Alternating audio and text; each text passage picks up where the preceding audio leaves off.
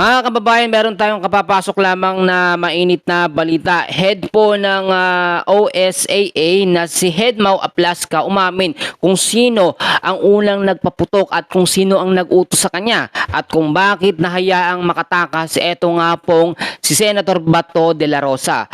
Bago ho natin ipagpatuloy, baka ho pwede akong humingi ng pabor at pakiusap na i-like at i-share nyo yung update natin para malaman ng mga kababayan natin ang nangyayari po sa kaganapan sa Senado. So dito natin sisimulan. Sa ginanap po na interview ni Mel Chanco dito po sa head ng OSAA na si Mau Aplaska, umamin po ito na talagang siya ang unang nagpaputok ng baril doon po sa Senado at sinasabi niya yun is kasama sa kanilang standard operating procedure, no? At yun po ay warning shot lamang.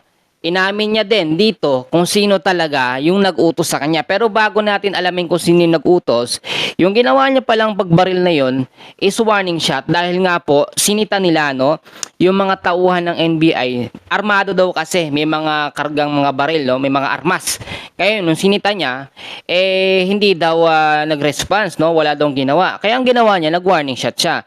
And then after niya mag-warning shot, nag-warning shot din, no, ang mga opisyalis po ng NBI. So ngayon, ito yung nakakagulat. Alam niyo ho ba na sa itong si Head Mau Aplaska, inamin niya na nagpaalam siya kay Senate President Peter Alan Cayetano. Nagpaalam ho siya dito na kung pwedeng ganito yung mangyari. Pero syempre, ang mangyayari dito, hindi naman natin alam o hindi naman alam ni Peter Cayetano na magpapaputok ito nga pong si Aplaska.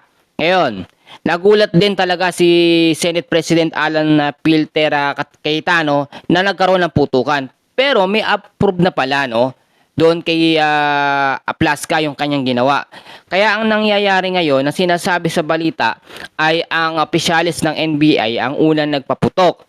May mga naglalaba sa mga video, mga update na ang NBI daw ay may nag-utos. Ngayon po, kakagulat din talaga kasi nga after po nung naging putukan na yon, etong si President Bongbong Marcos tumawag agad dito nga kay Cayetano at sinabi na wala siyang kinalaman.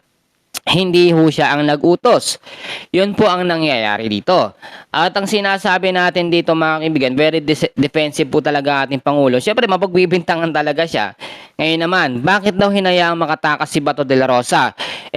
Corner na nga po sana. Doon po sa nangyari putukan, ang lumalabas dito, pwedeng ito ay scripted para malihis po ang atensyon ng mga tao at etong si Bato de la Rosa ay makatakas. Eto ho, hindi lamang po isa, hindi lamang dalawa, bagkos may mga senador itong kasabwat si Bato de la Rosa para makatakas po. At nakita naman natin, 'di ba, kahit nga si Remulla sinabi na hindi naman daw aarestuhin si Bato, pero ganun na nangyari, no? Nung bumoto lamang siya, nagbigay ng warrant to arrest si Trillanes, which is dapat hindi po ganun ang mangyari. So ito para malinaw, pakinggan nyo mabuti yung naging interview ni Mel Chanco dito nga po sa head ng OSAA na si Mau Aplaska na siyang umamin na siya ang unang nagpaputok ng baril doon nga po sa Senado. Lumalabas po sa mga ulat na kayo yung unang nag-warning shot eh. Totoo po ba yan? At saka bakit? Bakit kayo nagpakawala ng warning shot? Totoo po naman po yung Mel. No? Warning shot. Totoo po naman po yung Mel. No? Yes. Bakit ho? Ito po ay kasama sa aming standard operational. Standard yun. Ano ibig sabihin po ng standard? I'm sorry, General, no? Hindi ko masya. Ano ibig sabihin ng standard? Walang nangyayari. Ang daming-daming tao magpapaputok ka. May ganun ba? Sir? Kami po, Mel, pumunta po kami doon sa area na kung saan mayroon pong sighting ang mga NBI agents. So, nagpaalam po ako kay Senate President para i-check po at i-verify yung report. Nagpaalam po ako kay Senate President para i-check po at i-verify yung report na mayroong mga armadong NBI agents na nandyan sa second floor exit. At nung nandun na po kami sa area, na-confirm po namin at nakita po namin yung mga tao na armado, kaya po as part of our procedure, ay challenge po namin siya, verbal challenge po. This is yung aming pong procedure of the continuing use of force. So una muna, verbal warning. So, sinalin po kung sino sila. Sumugot naman na they are NBI agents. Oh. Pero nung sinabi namin na bakit kay Armando, ibaba nyo yung mga baril nyo, instead of lowering down the firearm, tinaas po nila yung baril, kaya nagpaputok po kami ng warning shot. Oh. Nagpaputok sila ng baril, sir? Ang NBI? Pagkatapos po ng... Again, Pagkatapos po ng nagpaputok kami ng warning shot, ina-expect... Yes, go ahead, sir. Pagkatapos po namin mag-warning shot, ina-expect po namin na ibaba po nila yung mga baril. But instead, gumanti po sila ng pagbabaril sa amin. Kaya po, napaatras po kami ng konti.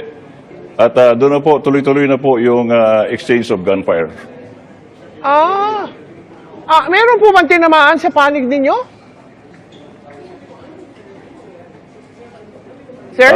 Wala naman pong tinamaan sa aming side po. Nagpa-warning shot din sila? Wala Ganun po, ba yun? Ma'am Mel, wala pong tinamaan.